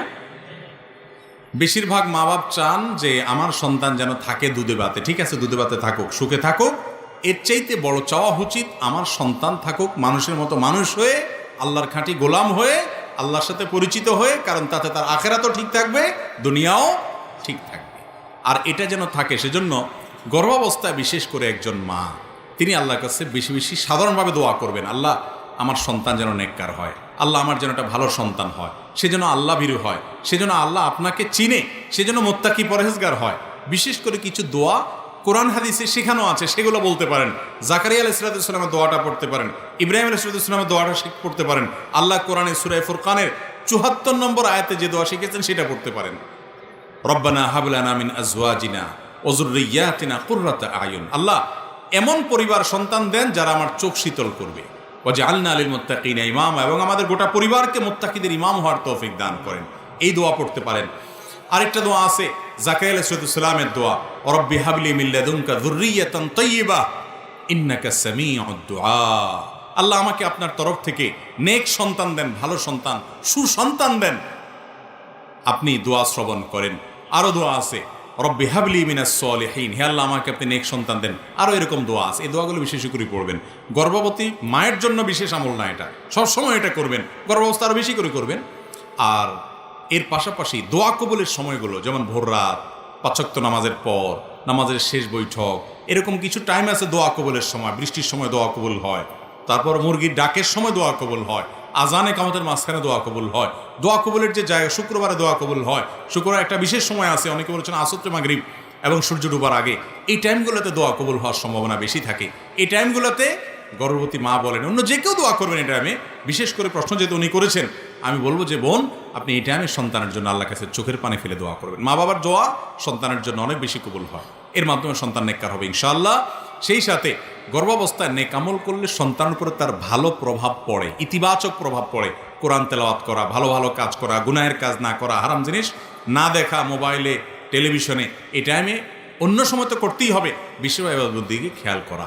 এগুলোর মাধ্যমে ইনশাআল্লাহ নেক সন্তান আল্লাহর কাছ থেকে আশা করা যেতে পারে। বাকি এমনি গর্ভাবস্থায় করার জন্য আলাদা কোনো হাদিসে পৃথক কোনো আমল বলা হয় না, আমি যতটুকু জানি। আল্লাহু আ'লাম বিসওয়াব। এরপরে প্রশ্ন হলো, অজু করার নিয়ম এক একজন এক এক রকম বলে, আমাদের তো অজু না হলে সালাতও হবে না, সুতরাং অজু করার সঠিক নিয়ম জানতে চাই। অজু করার নিয়ম আবার এক একজন এক এক কথা বলে, এটা আমি প্রথম শুনলাম। নামাজ নিয়ে, নামাজের মাসআলা নিয়ে অনেক মত পার্থক্য আছে, অনেক গন্ডগোল ঝামেলা আছে। অজু নিয়ে ঝামেলা আছে, আমি তো জানি না, প্রায় সবই এক। তারপরে তিনি জানতে চেয়েছেন, অজুর সুন্নাত তরিকা হলো, আপনি প্রথম 2 হাতের কবজি পর্যন্ত ধোবেন, 2 হাতের কবজি পর্যন্ত 3 বার ধোবেন। এরপরে পানি নিয়ে 3 বার কুলি করবেন। কয়বার কুলি করবেন? তিনবার। কুলিটা করার সময় ভালো করে মুখের ভিতরে পানিটাকে নাড়া দিয়ে সম্ভব হলে একটু গড়গড়া করবেন, গড়গড়া করতে না পারলে অন্তত ভালো করে নাড়া দিবেন তিনবার। তিনবার নাকে পানি দিবেন। নাকে পানি দেওয়ার ক্ষেত্রে ইস্তেনসার সুন্নাত, ইস্তেনশাক এবং ইস্তেনসার এগুলো হলো সুন্নাত। তো এই নাকে পানি দেওয়ার ক্ষেত্রে যে নির্দেশ, সেটার বাস্তবায়নটা এভাবে হবে যে হাতের কোষে পানি নিয়ে নাকের কাছে ধরে হালকা করে টান দিবেন, জোরে টান দিয়ে না আবার মাথা তুলে যাবে, একদম হালকা, বা নাককে চুবায় ধরে ডুবায় ধরে যাতে করে ভিতরে পানি যায়, এরপরে নাক পরিষ্কার করবেন। এভাবে তিনবার করা কি সুন্নাত। এরপর আপনি তিনবার আপনার মুখ ধোবেন। কয়বার ধোবেন? তিনবার।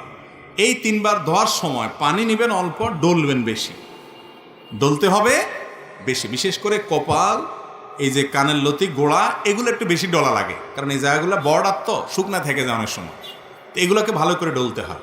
নবী করিম সাল্লাল্লাহু আলাইহি ওয়াসাল্লাম ওযুর ক্ষেত্রে বারবার বলেছেন, আসবিগুল ওযু, তোমরা ওযুকে পরিপূর্ণ করো, আয় আকমিলুল ওযু, তার মানে ওযুটাকে ভালোভাবে করতে হয়। এই ভালোভাবে ওযু মানে কি? ভালো ওযু মানে হলো সুন্দর করে ডলা, পানি অল্প নিলেন, ডলতে হবে বেশি। তিনবারের জায়গায় চারবার পাঁচবার ধোবেন না। অনেক আছেন যে এই মুখ ধোয়ার ক্ষেত্রে দোয়া হইলো কি হইলো না, শুকনা থাকলো কিনা, এই ওয়াসওয়াসার কারণে সে একের পর এক পানি দুইতেই থাকে, পাঁচবার সাতবারও দোয়। এটা সুন্নতের খেলাফ। তিনবার দোয়া সুন্নত, কমও করবেন না বেশিও করবেন না। তিনবার পানি নিয়ে যদি আপনি বেশি করে ডলেন, অনেক সময় ধরে ডলেন, শুকনা থাকবে না।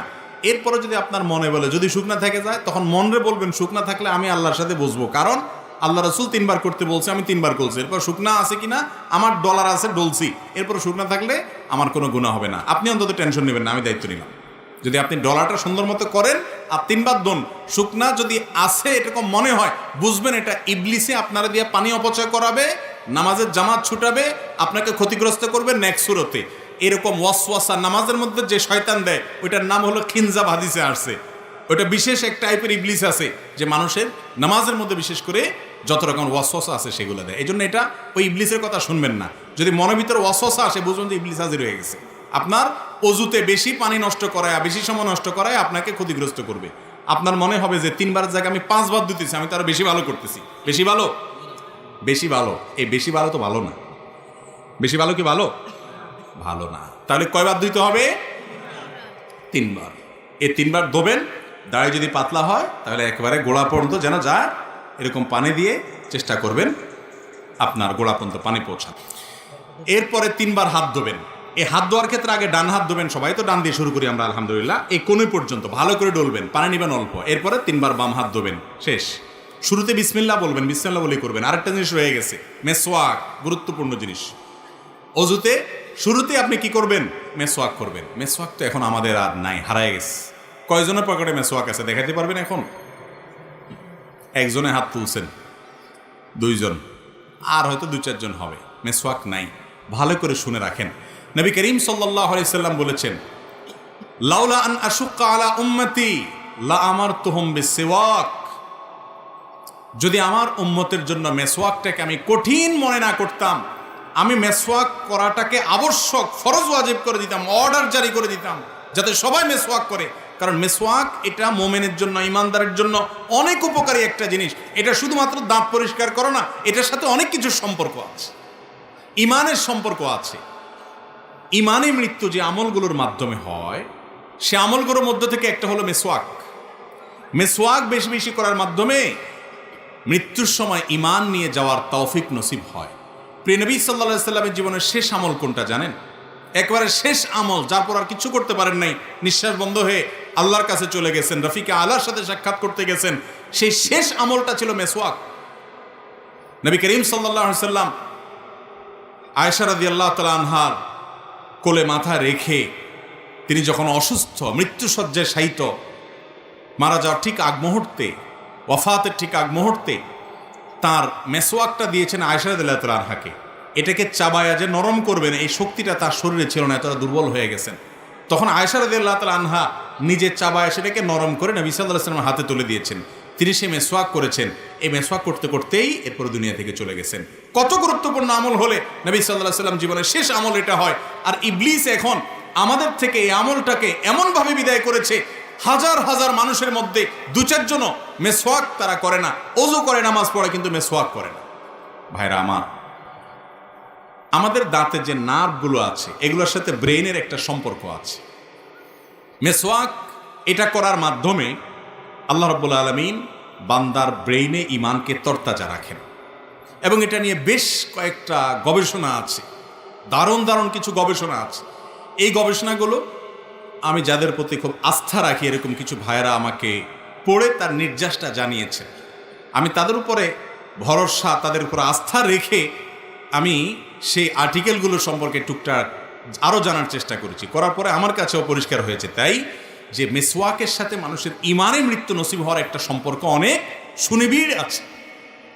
আমরা ব্রাশ করেন আপনি ব্রাশ, আমরা আজকাল আঠালো খাবার খাই, চকলেট খাই, এমন কিছু খাই যেগুলো 1400 বছর আগে মানুষরা খেতেন না, সেই হিসাবে আমরা ব্রাশ করি, পেস্ট ব্যবহার করেন, কিন্তু মেসওয়াকটা ছাড়বেন না। মেসওয়াকটা এটা শুধুমাত্র দাঁত পরিষ্কার করা না, এটা দাঁত পরিষ্কার করা ছাড়াও এর স্পিরিচুয়াল অনেক পাওয়ার, এর আধ্যাত্মিক অনেক পাওয়ার, স্পিরিচুয়াল অনেক পাওয়ার আছে যেটা আমরা বুঝি না। কিরকম হলে মেসওয়াকের কথা এভাবে বলেছেন? কেন, অজুতে তো কুলি করাও সুন্নত। নবীজি তো বলেন নাই যে আমি যদি আমার উম্মতের জন্য কুলি করাটাকে কঠিন মনে না করতাম ফরজ করে দিতাম, তা তো বলেন নাই। নাকে পানি দেওয়াটাকে তো এভাবে বলেন নাই, অন্য সুন্নতের কথা তো এভাবে বলেন নাই। এই মেসওয়াকের কথা এত গুরুত্ব দিয়ে বলেছেন। আরো মজার বিষয়, মেসওয়াক শুধু ওযুর সময় না, নামাজের সময় রাসূল আকরাম সাল্লাল্লাহু আলাইহি ওয়াসাল্লাম ইবনে হাদিস থেকে নামাজের সময় মেসওয়াকের কথা বলা আছে। এই জন্য সৌদি আরবে গেলে, আপনার মক্কা মদিনায় গেলে দেখবেন আরাবিয়ানদেরকে তাদের পকেটে মেসওয়াক থাকে, ম্যাক্সিমাম আরাবিয়ানদেরকেই। নামাজে দাঁড়াইছে, তারা বাইর করে একামত দিচ্ছে, তারা দাঁতের উপরে মেসওয়াকটা দিয়ে ঘষে আবার সেটাকে রেখে দিচ্ছে পকেটে। খুব সিম্পল। কিন্তু ওই যে নামাজের সময় মেসওয়াক করতেছে, এটা শুধুমাত্র দাঁত পরিষ্কার করা না, দাঁত পরিষ্কার চাইলে অনেক বেশি কিছু, নামাজে মনোযোগ আসার জন্য এটার উপকারিতা আছে। এর পাশাপাশি এই মেসওয়াকের আমলটা, এটা আপনি যখন শুতে যাবেন, আপনি যখন কারোর সাথে সাক্ষাৎ করতে যাবেন, বিভিন্ন জায়গায় মেসওয়াকের আমলটা করতে বলা হয়েছে। এই যে মেসওয়াকের আমলটা, এটা আজ হারিয়ে গেছে আমাদের থেকে। ওযুর সময় মেসওয়াক করাটা বিশেষভাবে সুন্নত। করবো তো ইনশাআল্লাহ। গাছের ডাল রেখে দিবেন, একটু ঘষবেন এবং কিছুদিন পর পর পাল্টাবেন। জান্নাত চাইবেন আর একটু কষ্ট করতে পারবেন না? এই মেসওয়াকের উপকারিতা অনেক অনেক গুণ বেশি। এটা আল্লাহ তাআলা আমাদেরকে বোঝার তৌফিক দান করুন। তো যেটা বলতেছিলাম ওযুর নিয়ম সম্পর্কে, যে ওযুর নিয়ম এটা যখন আমরা বলতে গেছি, মেসওয়াকের কথাটা দেখেন শয়তানও আমার ভুলে দিছি, অথচ এটাকে আমি খুব গুরুত্বের সাথে করি। আমার ব্যক্তিগতভাবে আমার বাসা মেসওয়াক বান্ডিল সহকারে আমি রাখি, বান্ডিল সহকারে, যাতে করে সব বাচ্চারা মেসওয়াক করার অভ্যাস গড়ে ওঠে, এবং এমনভাবে রাখা হয় যাতে অনেকগুলো মেসওয়াক থাকে, কখনো টান যেন না পড়ে। তো যাই হোক, সেটা শয়তান আমাকে ভুলাই দিছে। তাহলে উযুতে ওই মেসওয়াকটা বিশেষভাবে খেয়াল করবেন, বিসমিল্লাহ বলে করবেন। শুরুতে দুইটা মিস্টেক ছিল, বলে দিলাম। এবার আসি, 2 হাত ধোয়া শেষ, মাথা মাসে করবেন। ভিজা হাতরে এইভাবে পুরো হাত ভিজানোর পর এই হাতকে আপনি মাথায় দিয়ে এভাবে টান দিবেন, টান দিয়ে একেবারে পেছন পর্যন্ত নেবেন। সেখানে হাতের এইটুক ব্যবহার করবেন, এটাকে টান দিবেন, তাহলে এইটুক অব্যবহৃত থেকে যাবে। এভাবে যখন টান দিবেন, গোড়ার অংশ থেকে যাবে। এবার আসার সময় এইরকম করে টান দিবেন, তাহলে যাওয়ার সময় অর্ধেক হাতে আর আসার সময় বাকি অর্ধেক হাতে টান দিবেন, তাতে পুরো মাথা কি হয়ে যাবে? মাসা হয়ে যাবে।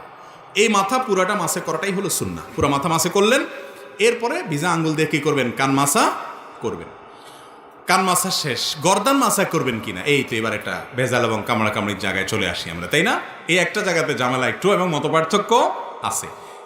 গর্দান মাসে করা সম্পর্কে বেশ কয়েকটা বর্ণনা পাওয়া যায়, কিন্তু সে বর্ণনাগুলোর অবস্থা পর্যালোচনা করলে নিরপেক্ষভাবে আমার কাছে ক্ষুদ্র দৃষ্টিতে ওলামা ইকরামের তাহকিকগুলো দেখার পর আমার কাছে যেটা মনে হয়েছে সেটা হলো যে গর্দান মাসে করাটা আসলে হাদিস দ্বারা, সুন্নাহ দ্বারা সাব্যস্ত নয়। এটা সাব্যস্ত হওয়ার মতো, এটাকে সুন্নাত বলার মতো, মুস্তাহাব বলার মতো এই পর্যায়ের হাদিসগুলো না।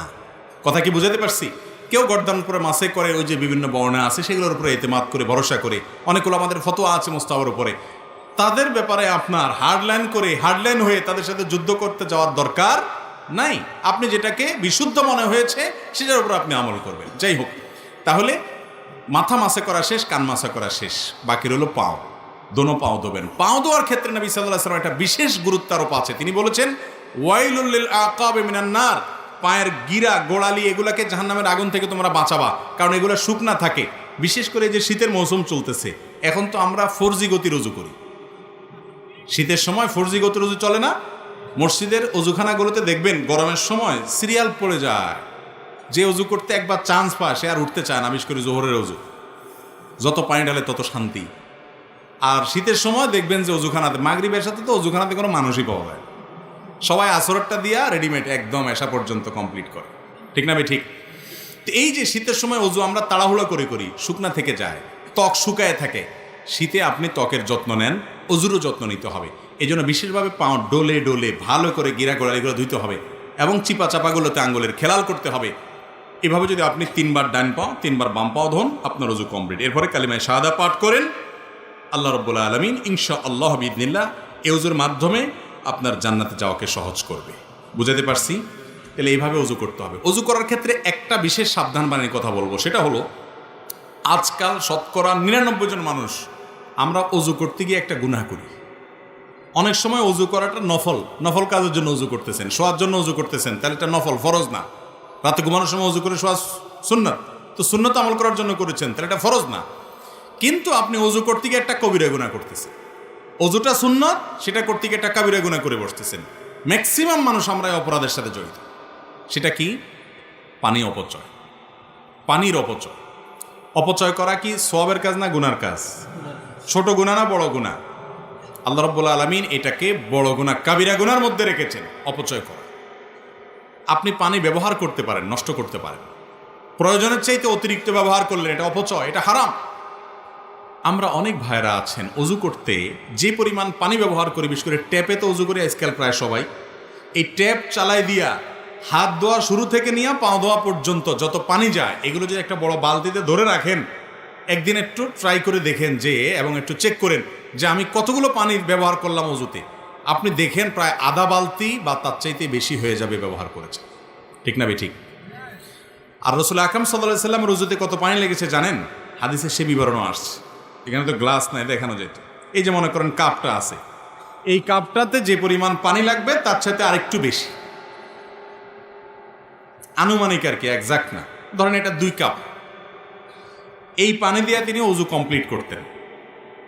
কিছু কম বেশ হবে, কিন্তু এর বেশি না। ধরেন 1 গ্লাস আর কি, 1 গ্লাস পানি দিয়ে অজু করতেন। আপনি এবার চিন্তা করেন, মুখ হাত ধোয়া থেকে নিয়ে পা ধোয়া পর্যন্ত সব কাজগুলো যেভাবে বলেছি এভাবে করতেন, কিন্তু পানি লাগতো ওইটুকু, আর আপনার লাগতেছে আধা বালতি। তাহলে আপনি অপচয় করতেছেন না করতেছেন না? এখন যদি বলেন এইটুকু দিয়ে আবার অজু কিভাবে সম্ভব, এখন যদি এখানে বড় একটা গামলা নিয়ে আসতেন আর একটা গ্লাস পানি নিয়ে আসতেন, তাহলে আমি দেখা দিতে পারতাম। গামলা তো আশেপাশে নাই মনে হয়, ইনশাল্লাহ কোনো এক সময় দেখাবো। ইউটিউবে অনেক ওলামায়ে কেরাম, বিশেষ করে আরবের অনেক ওলামায়ে কেরাম কিভাবে এই পানি দিয়ে নবীজি অজু করতেন এটা দেখাই দিয়েছেন তারা হাতে কলমে। দেখেন, কোষে অল্প একটা কোষে পানি নেবেন, এই 1 কোষ পানিকে আপনি মুখে নিয়ে এবার ডলেন, 3 বারে 3 কোষ পানি নেন, মুখ ধোয়া শেষ। হবে না? হবে না? ট্রাই করে দেখেন। কিন্তু আমরা অপচয় করি। এখন আপনি বলবেন, হুজুর তখন পানির অভাব ছিল, মরুভূমিতে ছিলেন উনি, আমরা এখন বাংলাদেশে মাশাআল্লাহ নদীমাতৃক দেশ, আমাদের পানি তো পানির অত্যাচারে আমরা মাঝে মধ্যে বাড়ি ছাড়ি চলে যাওয়া লাগে। তো এখন এত পানি আছে, এখন কি এই ওয়াজ চলবে যে পানির অপচয় করা যাবে না? হ্যাঁ ভাই, চলবে। আল্লাহ আপনাকে নেয়ামত দিয়েছেন, সেজন্য আপনি তাই বলে যা খুশি তা করবেন, প্রয়োজনের চাইতে ব্যবহার করবেন, এই নেয়ামতের এই ব্যবহারের অনুমতি আল্লাহ দেন নাই। এই জন্য এক হাদিসে আসছে নবী সাল্লাল্লাহু আলাইহি সাল্লাম, নদীতে যদি কেউ কি করে, নদীতে যদি কেউ পানি ব্যবহার করে অজু করে, সেখানে পর্যন্ত, সমুদ্রে পর্যন্ত পানি ব্যবহারের ক্ষেত্রে যেখানে পানির অভাব নেই, সেখানেও যেন সে অপচয় না করে, সে বিষয়ে হাদিসে নির্দেশনা আসছে। তাহলে এখন আমাদের টেপে ট্যাঙ্কিতে অনেক পানি আছে, এই আশায় কি আমরা পানি অপচয় করব? মনে রাখবেন, অপচয়কারীকে অপচয় করার কারণে একসময় প্রায়শ্চিত্ত করতে হয়। টয়লেটে বসে বসে অযথা বদনার পানি ছাড়লেন অথবা টেপে পানি ছাড়লেন, একসময় দেখবেন যে আপনি টয়লেটে বসে মাশাআল্লাহ সব শেষ করে এখন পানিতে হাত দিয়ে দেখছেন টেপে পানি নেই। একবারে অপচয় করবেন, ওইটার জন্য আরেকবার ধরা খাবেন। এটা বাস্তবতা, এটা অভিজ্ঞতা, যে মানুষ যখন খুব বেশি সীমালঙ্ঘন করে, আল্লাহ তাআলা তার জন্য তাকে প্রায়শ্চিত্ত দুনিয়াতে ভোগ করান অনেক ক্ষেত্রে। এবং বাংলাদেশে আমাদের কথা বলবেন যে পানির অভাব নাই। আপনারা জানেন ঢাকা শহরে সহ সারা দেশে মাটির নিচে পানির লেয়ার নেমে যাচ্ছে। অলরেডি আমাদের এই সমস্ত এলাকাতেও ভালো পানি পাওয়া যায় না, শত শত ফিট নিচে নামা ছাড়া। ঠিক না ঠিক? কিয়ামত যত কাছাচ্ছে তত অসুবিধা আরও বাড়বে, এবং কিয়ামতের আগে পানি নিয়ে যুদ্ধ হবে। কিয়ামতের আলামতগুলোর ভিতরে একটা।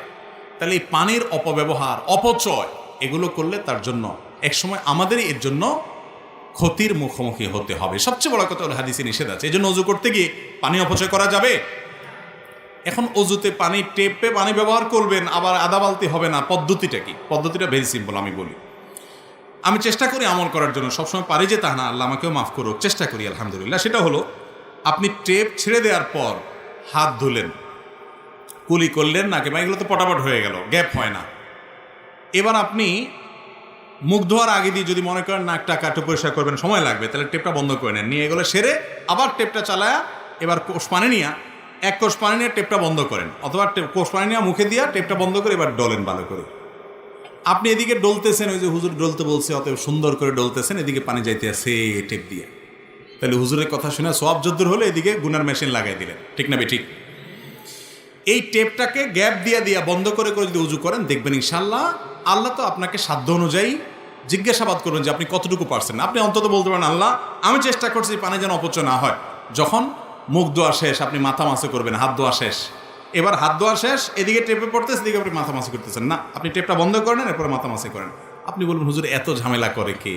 এত ঝামেলা করে সে জান্নাতে যেতে যায় যে, জান্নাতে যেতে যায় যে, এত ঝামেলা করে সে। আপনি জান্নাতে যাবেন, দুনিয়ার সমান 10 দুনিয়া মিনিমাম এটার মালিক হবেন, এত নেয়ামত পাবেন, একটু টেপ বন্ধ করবেন, খুলবেন, এটুকু করতে পারবেন না।